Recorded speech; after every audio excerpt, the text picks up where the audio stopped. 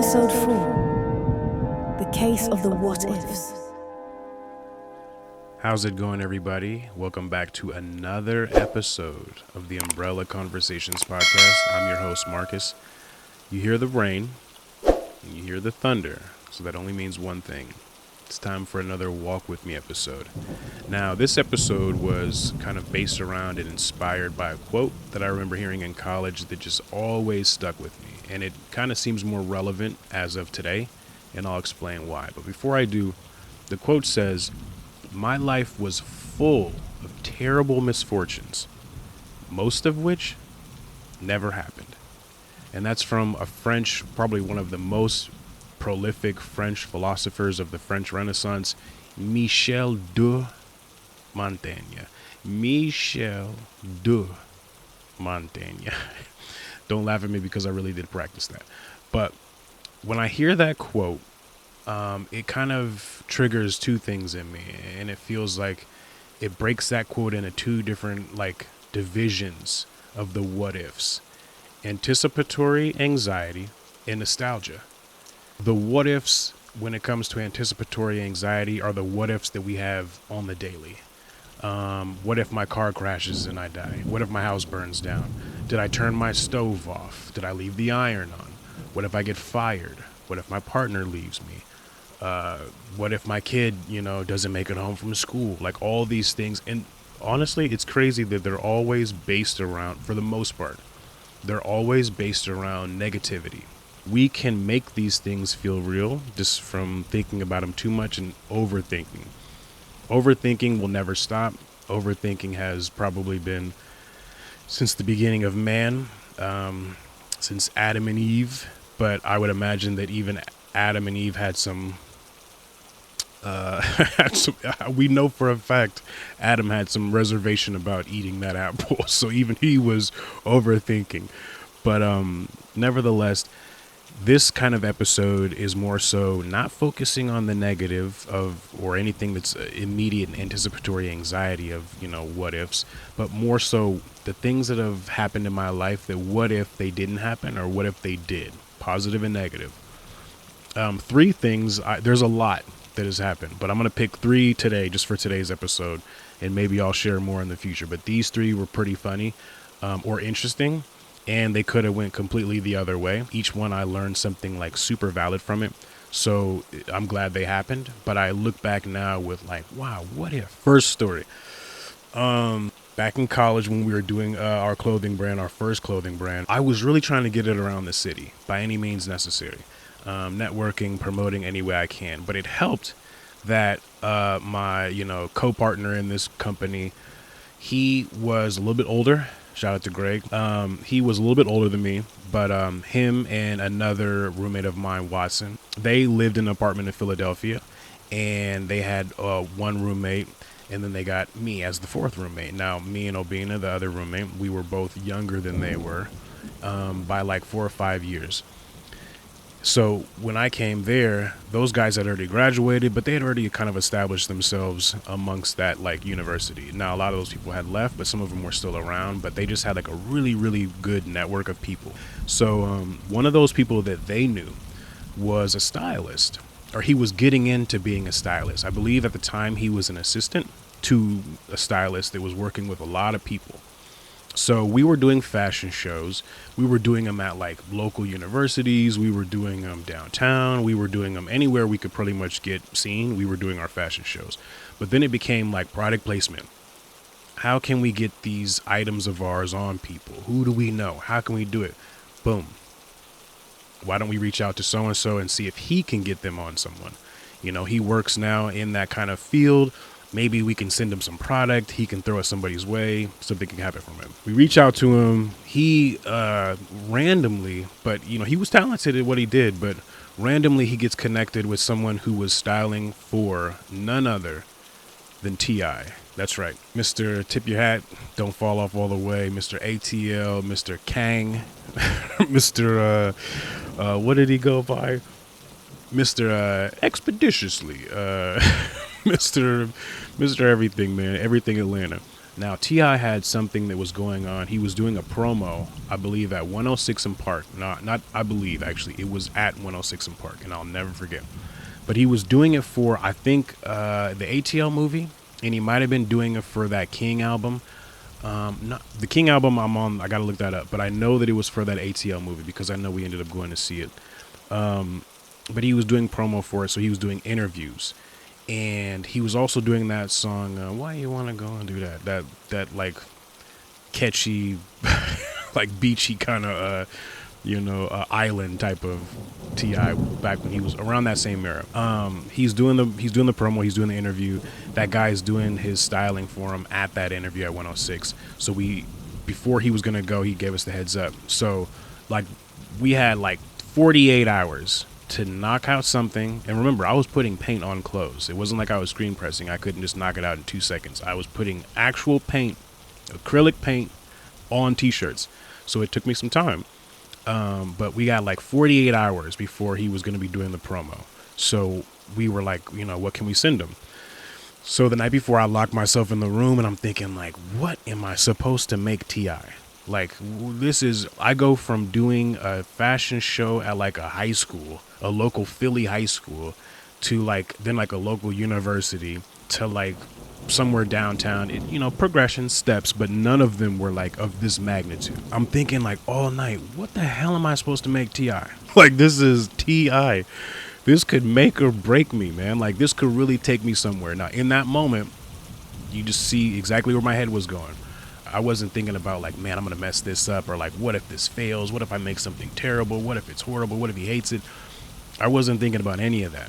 I was thinking like, man, this could change my life. Like, this could really put me on to like more things with him, more things with people in that like hip hop community, more people that are like styling, more people that are doing film, video, all that. Like, it could really kind of put me in the right spot. So I got to kill this.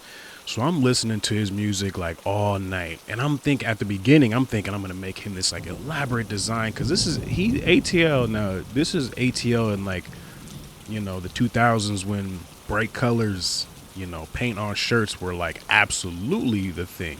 I don't want to say it was around the D4L era, but it was cousins of that era, basically. They were still rocking like huge, tees with big, huge print letters and images that are like bright colors and whatnot. Atlanta likes to have fun when they dress, so I feel like it gave me a little freedom. But T.I. felt like wasn't like that, so I had to kind of keep it within a confinement of like, what would he wear? So I ended up, making a couple shirts. One of them that I made specifically, I think I made like 3. Two of them were like outlandishly over the top. And after I made the 2, I was thinking like, I gotta send one of them that's a little bit more like calm, a little bit more reserved, a little bit more classic. It's simple. So it was white t-shirt. I'll never forget, white t-shirt. It had like a beige background, tan beige background, because we got information about what color schemes he wanted. So we knew the color schemes because he was going to have certain shoes that were going to be available for him to wear. So one of them was matched around. It had like a beige background. It had a brown crown, a huge crown, because he's the king, because T.I.'s the king. It had a brown crown, and then it had like some maroon X's, at the top of the crown. Those of you who know my old company, my old clothing brand, the crown logo had 3 X's above the crown. So those were like maroon or something. Nevertheless, I knock it out. I do it. I got like no sleep because in my head I'm thinking like, this is gonna do it. Like, I'm convinced that like this is gonna take off. However, those 2 of the 3 shirts, I was a little worried that I'm like, I don't know if I like these. Like, I don't know if I like these for him. I like these in general, but I don't think I like these for him. But we didn't have time for that. So we sent them out, same day, sent them out, mailed them, shipped them up to New York. The guy, our friend, got them. So once he got them, because we were like, did you get it? We're texting me every 2 seconds. Did you get it? Here's the confirmation number. Did you get it? They're like en route to 106 at this time. So he got the package. He goes and picks it up. So we know that he's taking it to 106. They're going to go there and they're going to be behind the scenes. So we wait a couple hours. Now, during those couple hours where we're waiting for, the show to air, but also like maybe 30 minutes beforehand, we knew we were going to get some updates from our friend who was there with him. During that time, I'm in the house at that time, like I'm thinking about all kinds of shit. Like, I'm like, what am I going to tell my family? Like, I can't wait for them to see this. Like, how am I going to record this? I'm like, tomorrow on campus, I'm about to be the man. I'm thinking, like, I'm walking around with so much swag. I feel like when Steve Urkel turned into Stefan, and specifically when he turned into Stefan and he had Babyface playing in the background, and he had the white suit, and he just had just oozing swag. I felt like I was walking around the house just I heard that same Babyface song in my head. But I just was excited. Never once did I think I was gonna bomb or it was gonna tank. I just was really, really excited. So 30 minutes beforehand, now we're getting some messages from the guy, from the stylist. And so he, again, I think he might have been the assistant stylist at the time, but they were working together. So he's like, hey, we're here. You know, the next text is like, hey, we're about to like start getting dressed soon, blah, blah, blah. So he's telling us like the options that are available for T.I. So 30 minutes before, he's texting us, and then we're like, okay, cool. 15 minutes before, he's like, okay, we got him dressed. He put the crown one on, the beige background, brown crown, and I'm like super pumped because I like that one, and I knew he'd probably pick that one, or somebody would give him that one because it was the more like conservative, reserved type of design. So then it's like 10 minutes before, and the 10 minutes before, we're like, okay, like it looks like he said he's ready to go. Now they're going over like questions and stuff like that with him behind in the green room. So at this time, like me and my partner, we're like, cool, like this is about to happen. So I'm going through my list on my phone, like ready to mass text everybody, like make sure you turn into 106 tonight, tune into it. It's going to be crazy. Like, you know, I'm not telling anybody at the beginning, but I have it pre-written out. It was like a block on my phone ready to hit send. I'm just thinking like, dang, what am I going to do next? Like, what's the next thing? 5 minutes beforehand, we're just about to push send, and we get another message. The guy hits us and says, we have a problem. And so now we're like, oh my God, what? Like, you can't be serious. And there's been a lot of times where I'm just like, are you kidding me? Like, I've been so close to a lot of things, and this was another one. This was another, like, what now? Like, of course. So they're about 5 minutes from starting. T.I. has the shirt on. He's ready to go. Who comes walking in the back to go over the questions? At the time, who was the host? Terrence J. Terrence J comes in, I guess, the story goes, because we weren't in the room. This is what was told to us. So Terrence J walks in. Terrence J has on almost the same exact t-shirt. I didn't make that shirt that Terrence J had on. I don't know where he got that from. But it was like the same color scheme. They didn't have a crown on it, but it was like the exact same, like white, tan, logo, you know, classic, whatever that brand it was very, very, very similar. And I guess T.I. was like, nope, there's no way I'm about to go out there and be matching with Terrence J. And I don't even think it was on, he wasn't like hating or anything like that. He was just, you know, T.I. I feel like presents himself as a one of one. So I don't think he wanted to go out there and feel like he was looking like anybody else. So they took the shirt off T.I. They took it off right before he goes out. They took off the shirt. They switched it. And I even think to this day, I believe they switched it with a sample one of his line, the Aku brand. I think it was like a sample shirt they had. They switched it with that. I was heartbroken. I was devastated because he was so close. I was like running around our apartment like, F Terrence J. I don't even know why I was mad at Terrence J, because I don't even think Terrence J picked his outfit. But I'm sitting here like, Terrence J ruined my life. I was telling people for weeks, like, I'm not watching 106 because F Terrence J. Like, he ruined my opportunity. He didn't do none of that. That was never Terrence J's fault. That was just me feeling like I was this close and I had to blame it on somebody. It didn't happen. It didn't work out. I was this close, but you know what? The universe had its own plans and it never happened. So for me, it was just one of those things that I was like, you know what? It's okay. I'll get that chance again. Just keep moving. But it was something that I always look back and I would have been like, I wonder what would have happened if he would have wore that, because I had that text message ready to go. I was ready to tell my family. Like it was, you know, I was ready to go. But the thing is that when I also look back at it, I was so unprepared back then. I wouldn't have been able to handle, if it would have gotten a good reception, I wouldn't have been able to handle orders because I was hand painting shirts.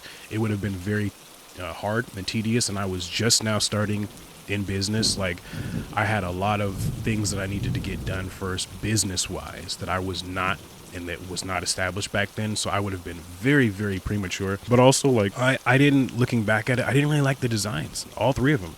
I'm kind of glad that those weren't the ones that he wore, because I feel like that wasn't kind of like my best work. I could have did better. And honestly, when I look back even more, I think about, like, that shit was terrible. Like, I would have been mortified now if he would have walked out there with that shirt on. But back then, I had a different mindset. But it was one of those things that I always kind of was able to let go and just laugh at it, because I was just not ready. Okay, so the next thing that happened to me in my life that was like one of those, this wasn't funny when it happened. This was like scary. All right, so in Philadelphia, normally I would take the subway to go anywhere, the SEPTA.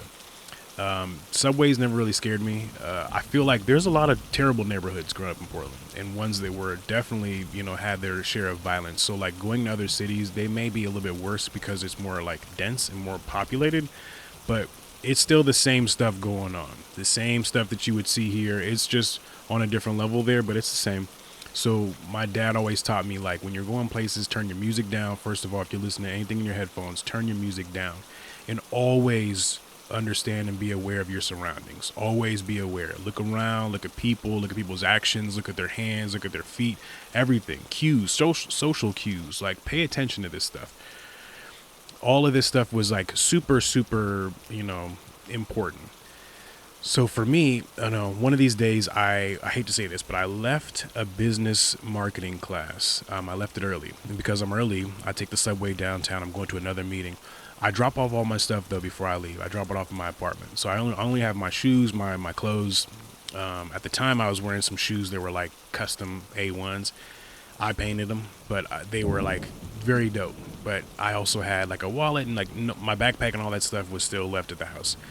So I'm on the subway, and anybody that knows the Philly subway is very similar to the New York subway in the sense that, like, you're never going to know what you're going to see on them subway trains. You can see a lot of shit on those trains, and I mean literally people shitting on those trains. Like, there's a lot of wild stuff that happens on those SEPTA trains. Fun fact, my oldest sister came. She was the only person that came and visited me while I was living in Philadelphia at the time. And while she was there visiting me in college, she was like, "Oh my God, I'm so happy to see that you're having fun here, and you're enjoying the college." Went back home and told my whole family, like, we gotta get this dude out of there. Like, this is a terrible, terrible place for him to live. It's a great school, phenomenal school, but it's a terrible, like, area. Which she wasn't wrong.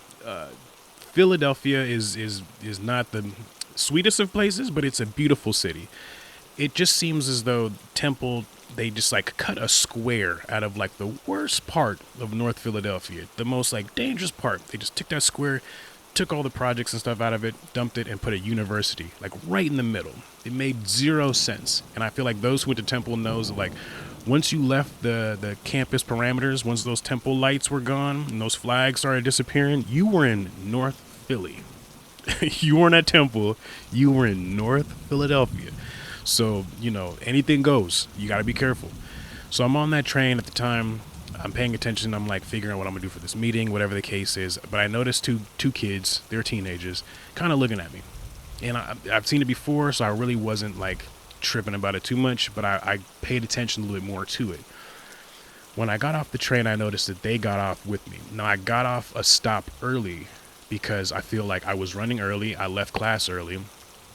I'm going to walk the rest of the length because there's still things like I need to work out and I need to like think more. So I'm going to get off one stop early, and I'm going to walk to the place I'm going.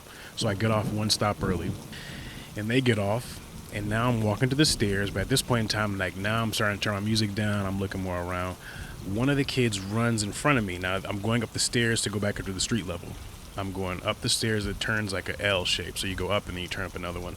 I'm going up, he runs past me like he's kind of like running to the top, like when somebody's racing someone to the top. So he darts past me. I didn't see the other kid though.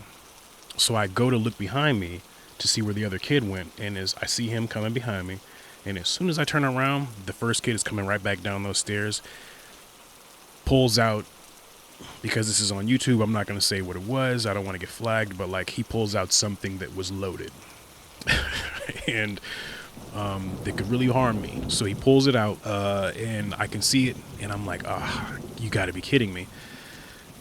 Everybody says what they would do in those moments. Oh man, I'd hit him in his trachea. I'd karate chop him. I'd put him over here and then I'd grab the, I hate people who say I'd grab the, yeah, right. I'd grab the weapon and turn his wrist and all that stuff. No, you're not. In those moments, man, you freeze. Like, you really do freeze because it depends on what you value, your life or like the interaction and the altercation. I valued my life, so I already knew what it was. Luckily, in my head, I'm thinking like, oh, they're trying to take my shoes. The kid behind me, buddy in the back, taps my back pocket. So he's like, give me the John. And I'm like, what is he talking about? Fun fact, in Philadelphia, they say John. Those who know, Jawn. John. They have a way of saying it. I know. I lived there and I still couldn't say it right. But they call things the John. Like, give me that, basically. Give me the John. Give me the John. Give me that John. So I'm thinking, like, who in the hell is John? Like, who? What is he talking about? Who is John? So I understand he's talking about my wallet. I'm like, damn. So there's nothing but like $7 in my wallet.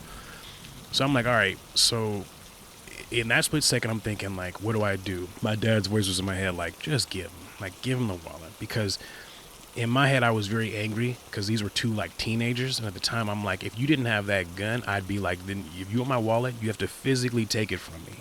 Physically take it. If you can physically take it from me, you can have it, but do it without the gun. I have no problem giving it up if you can take it from me. But if you have to do it this way, here, you can take it, but come on, man. Like, I'm not risking my life for that. It's not that serious. $7?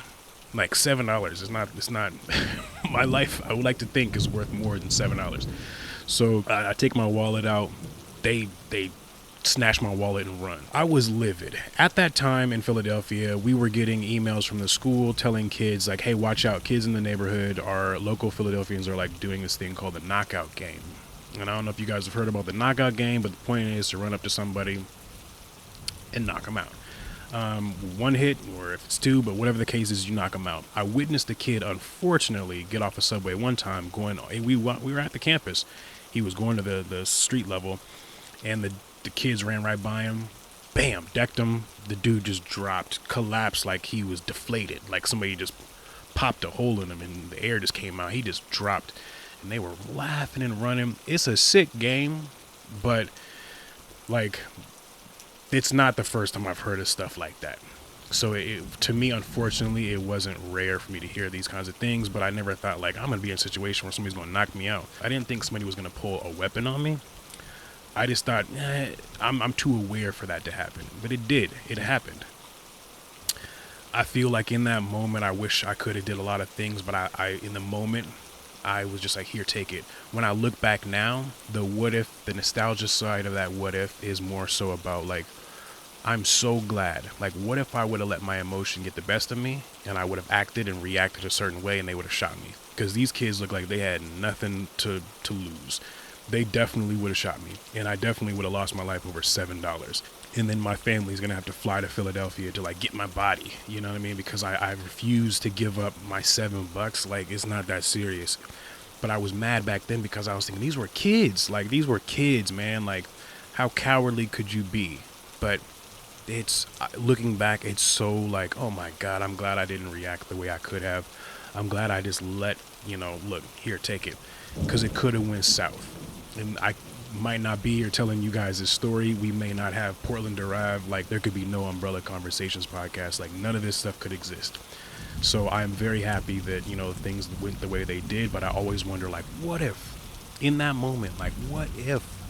Okay, so the last one is, this was another story that was, like, similar to the T.I. one.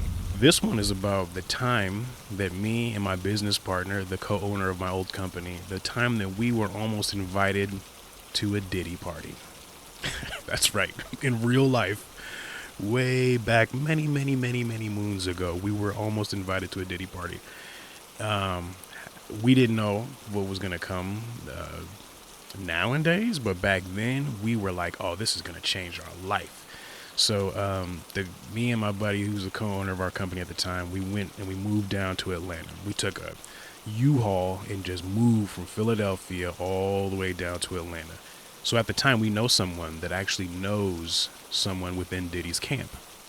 I'm not sure what his role was. He was like a facilitator. He wasn't like his closest person. He wasn't like his right-hand man or nothing like that. He was just someone that if you wanted to get kind of close to him, if you wanted to meet him or like present some business, this guy could probably make it happen for you. And he himself was connected to him.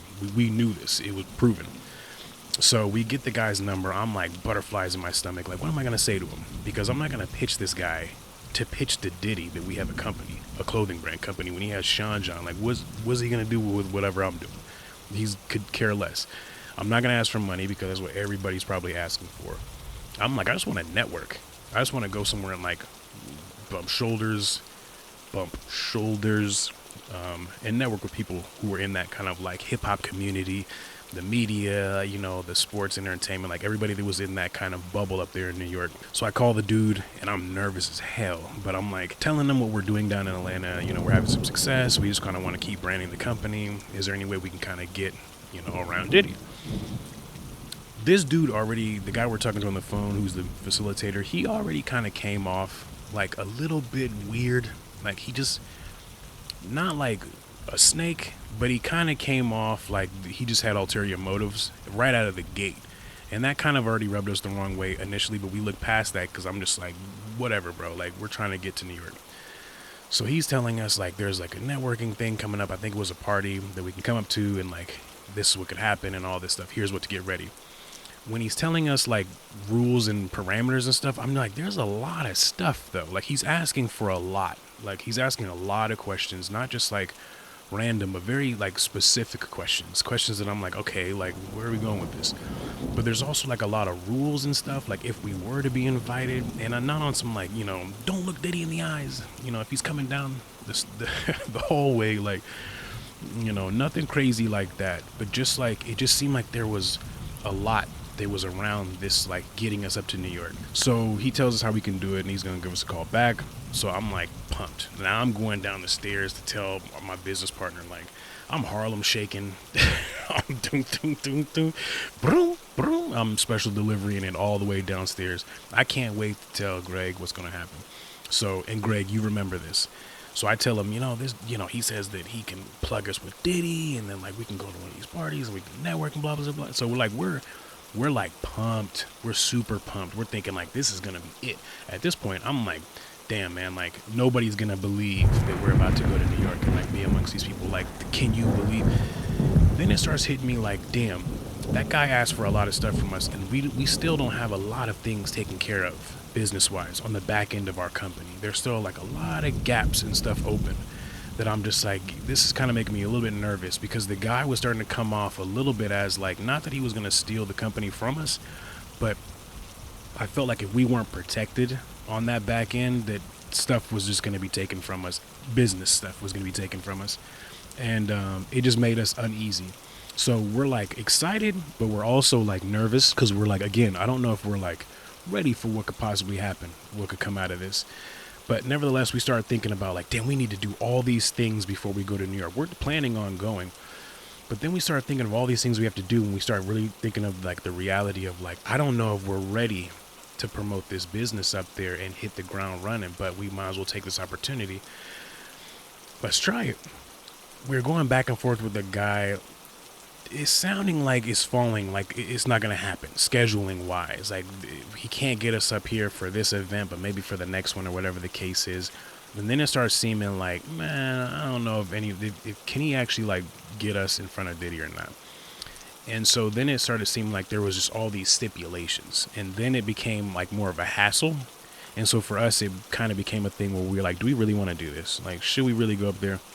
Because now it just seems like, what are we doing? And like, this seems kind of sketchy, and we're going to just be thrown into this group of people and to like be put in front of supposedly Diddy and like here, dance, like show him what you do. It was becoming weird, and we both felt that. So we kind of like amicably cut it off with the guy. I think the guy was trying to do too much, and he was getting a little frustrated because we were asking a lot of questions back. Anybody that starts getting mad when you start asking them questions back, there's a catch. There's something up there. Like there's a reason why they're being weird. So it just didn't happen.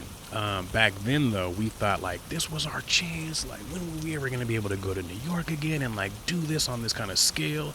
We were going to be at a Diddy party. But now that we laugh and think about it now, it's like we were going to be at a Diddy party with like no business representation, completely new to everything, vulnerable, like open to like just subjected to a lot of stuff I don't think we were going to be ready for. So although we were mad back then, I look back at it now and I think, I'm so glad we didn't go. I'm so glad that fell through and that nothing happened from that, because I don't think that would have been the memorable experience that we thought it was going to be. It was, if you think of the times now, it was going to be something crazy and probably not cool at all. So I don't know. It was one of those things that I'm just really happy in hindsight didn't work out. But it's a what if, another what if. It's a nostalgic what if. Just a what if, what would have happened? It's our life progressed, and I'm in the position exactly where I should be, and everything happened as it should. But, you know, I can look back at it now and just think and laugh in all three of those situations of like, what if, you know, what would have happened if these things would have went the opposite way and all these things. The what ifs will paralyze you if you let them be something that causes anxiety. If you let them be something that causes you to overthink. Most of the things that are going on in our head will not ever happen. They just won't. We will think the hell out of a situation 100 different angles. 99 of those angles won't work. They'll never happen. I'm going to go ahead and end our episode there. And I hope that you guys learned something, got something, or at least laughed with me during these 3 stories. There's a lot more stories. Those are just 3 that I can think of that were like ones that I could laugh at now. They were all nostalgia, but those really kind of still always resonate with me. So I hope you had a good time. I appreciate you sticking around this whole episode, and I'll see you next time. The Umbrella Conversations Podcast is brought to you by MMI2 Interactive Research, providing clients with the highest caliber of innovative marketing solutions and research data at the speed your company needs. MMI2, we aren't just your vendor, we're your partner.